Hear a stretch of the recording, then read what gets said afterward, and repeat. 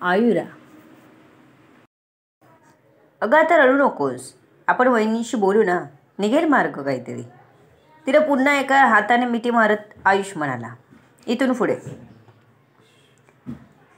तिघांनी मिळून चर्चा केली, पण मार्ग काहीच निघाला नाही. सगळेच हतबल झाले. काहीच क्लू मिळत नव्हता. अवनी आली तशीच निघून गेली पुन्हा किचनमध्ये. काळजी होती, पण कोड सुटत नव्हतं. अधिराज सोडून कोणाचाच चेहरा समोर येत नव्हता. मध्येच वाटायचं, अधिराज खोटं तर बोलत नसेल ना. हा प्रश्न तिलाही पडला होता. आपण कोणावरच विश्वास ठेवू शकत नाही. जेवून ते पुन्हा बेडरूममध्ये आले. आयु, कसला विचार करतेस? सोडते सगळं. कोणाचं मरण असलं तर ते कोणीच वाचवू शकत नाही. आपल्या हातात एवढंच असतं, आहे ते आयुष्य कसं आनंदात घालवायचं. आयुष म्हणाला आणि तिला अजूनच जवळ ओढलं. पण तिच्या डोळ्यात पाणी तरळलं. असं का बोलता? मरणाच्या गोष्टी का करता तुम्ही? तुम्हाला काही झालं तर? तिच्या तोंडून मोठा हुंदकाच बाहेर पडला. आयु, मला काहीच होणार नाही.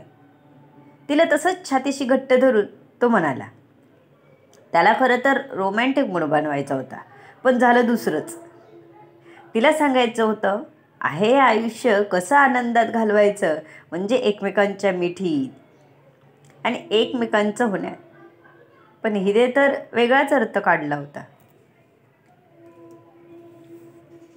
अगं, माझं तसं म्हणणं नाही गं बाई. तू ना नुसती रडूबाई आहेस. आयुष तिला अजून जवळ घेत म्हणाला. अरे, आपण मस्त बेड टाईम एन्जॉय करू, हे म्हणत होतो मी. पुढचं पुढे बघू, आयुष हसत म्हणाला. जा तुम्ही, खूप घाणेरडे आहात. आयुरी त्याला दूर ढकलत म्हणाली. हो का? फक्त मीच घाणेरडा? आयुष तिच्याकडे बघत हसत होता आणि तिला जास्तच चिडवत होता. त्याला तसं करताना बघून ती त्याच्या मिठीतून बाजूला होत तोंड फिरवून बसली. आयु, डोक्यातून काढून टाक सगळं, आयुष तिला पुन्हा जवळ घेत म्हणाला. तो काही तिला सोडायच्या मूडमध्ये नव्हता. आणि ही आयुरा होती की रडत बसली होती नुसती. तो तसाच पुढे झाला आणि तिच्या ओठांवर ओठ टेकवणार तोच आयुराने मध्ये हात धरला. आपण सिरियस विषय बोलतोय आणि तुमचं काय? ती त्याला दटावत म्हणाली. माझं काय? माझा रोमॅन्टिक मूड आहे. मला ना त्या न झालेल्या गोष्टीत वाया घालवायचा नाही वेळ. आयुष तिच्या पायांना धरून तिला स्वतःकडे अजूनच खेचून घेत म्हणाला. तिचं काहीच न ऐकता त्याने तिला किस करायला सुरुवात केली. आधी शांत बसून असलेली ती त्याला हळूहळू प्रतिसाद देऊ लागली. हळूहळू ते केस डीप होत गेलं. त्याने तिला हळूच बेडवर झोपवलं. इतक्यात दरवाजावर टकटक झाली. साला, आमचं वैवाहिक जीवन पण जगू देत नाहीत कोण. आता कोण आलं? त्याने वैतागतच शर्ट चढवला अंगात आणि दरवाजा उघडायला गेला. सगळा मूड खराब करून टाकला होता.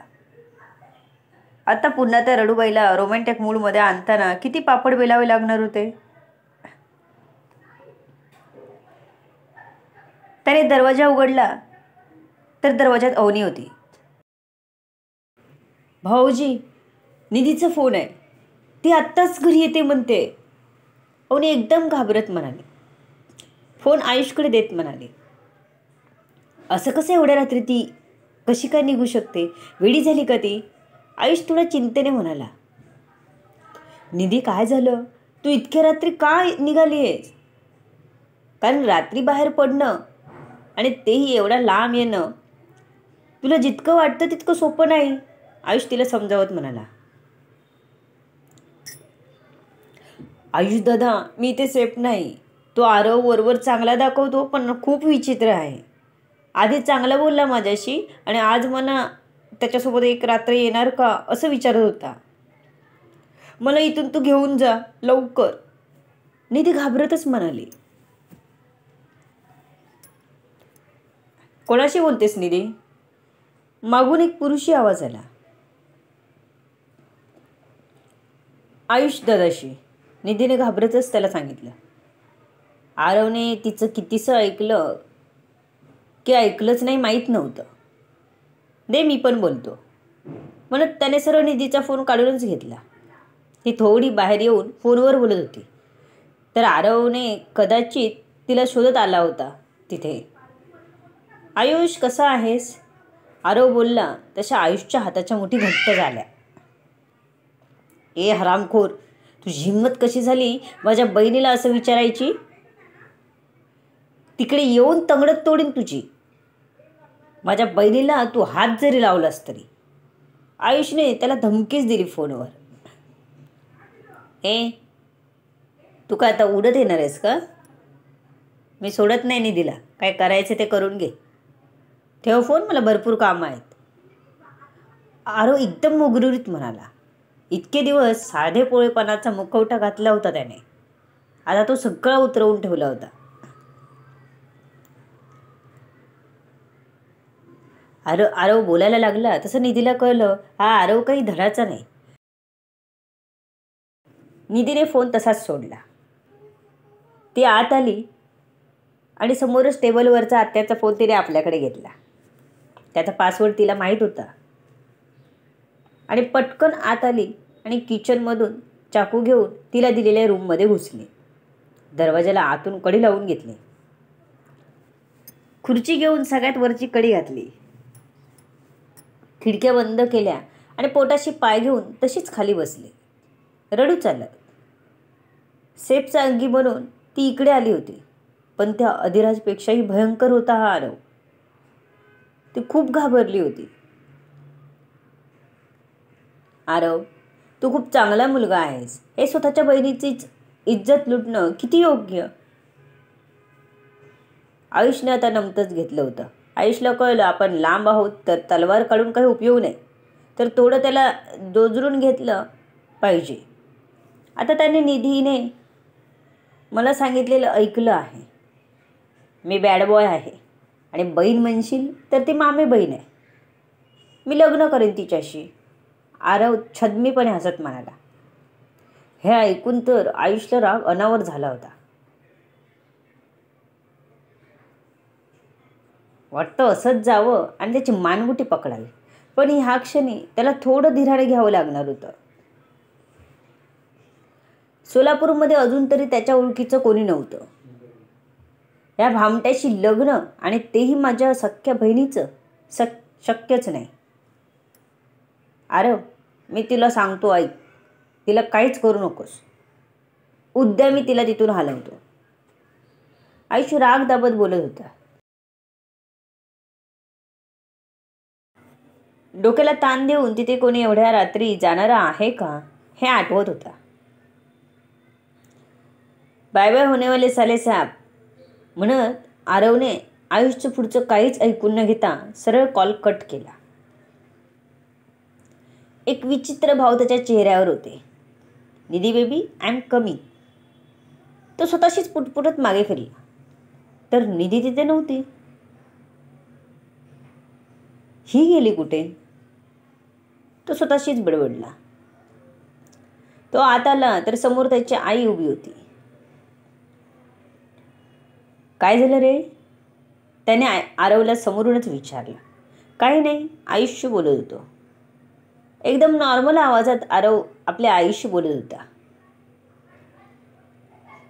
त्याला बघितल्यावर कळणारही नाही की तो असं काही करेल. आई, अगं निधीचा फोन राहिला माझ्याचकडे. ती झोपायला गेली वाटतं. असेल जागी, आत्ताच गेली झोपायला. दर फोन ठेव तुझ्याकडे. तो एकदम इनोसेंटली म्हणाला आणि निघून आपल्या खोलीत गेला. निधीला झोप लागणं शक्य नव्हतं. तिने स्वतःला सावरून पटकन आत्याच्या फोनवरून आयुषला कॉल केला. दादा, आत्याला काहीच माहीत नाही. तू लवकर ये. तो आरव एकदम विचित्र वागतो. निधी त्याला हळू आवाजात म्हणाले.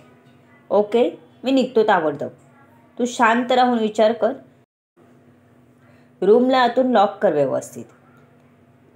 आयुषने तिला सूचना दिल्या आणि तो सोलापूरला निघायच्या तयारीला लागला. पण त्याला काहीतरी आठवलं. त्याने लगेच निधीला पुन्हा कॉल केला. निधीने फोन सायलेंट ठेवला होता म्हणून रिंग कोणाला ऐकू गेली नाही.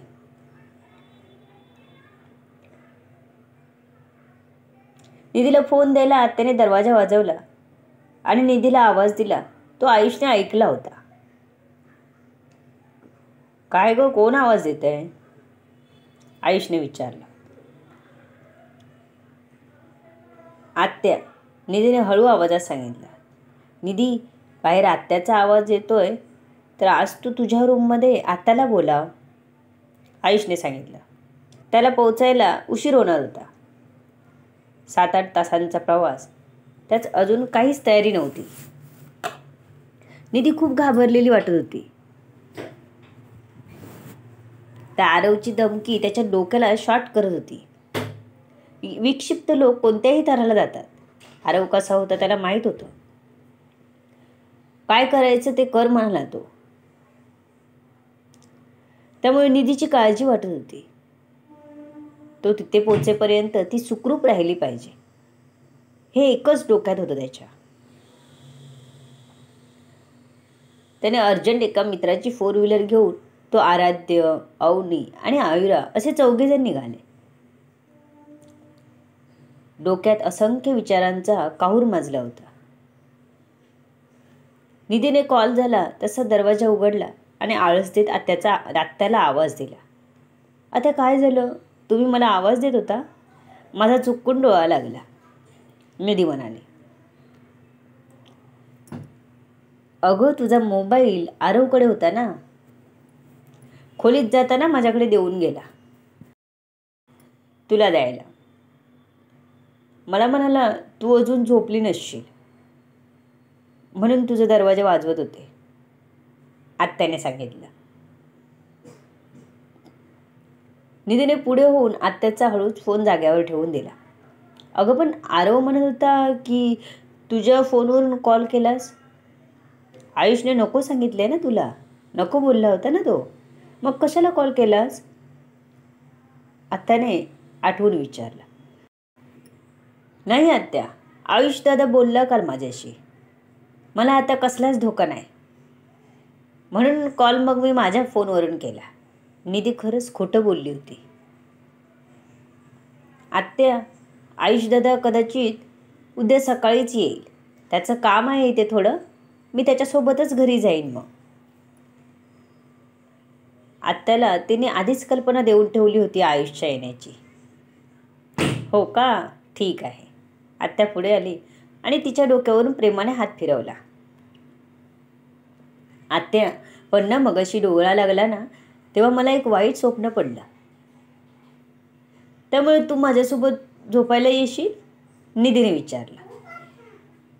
हां, येते, थांब, तिनेही सांगितलं आणि नवऱ्याला सांगून आत्या निधीच्या खोलीत झोपायला गेली. आत्याला आपल्या बाजूला झोपायला सांगून तिने दरवाजाला घट्ट कडी लावून घेतली, जेणेकरून त्याला कशानेही लगेच उघडता कामा नये. त्यानंतरच तिने एकदा आजूबाजूला लक्ष टाकला. मग निश्चिंत होऊन आत्यांच्या बाजूला झोपली.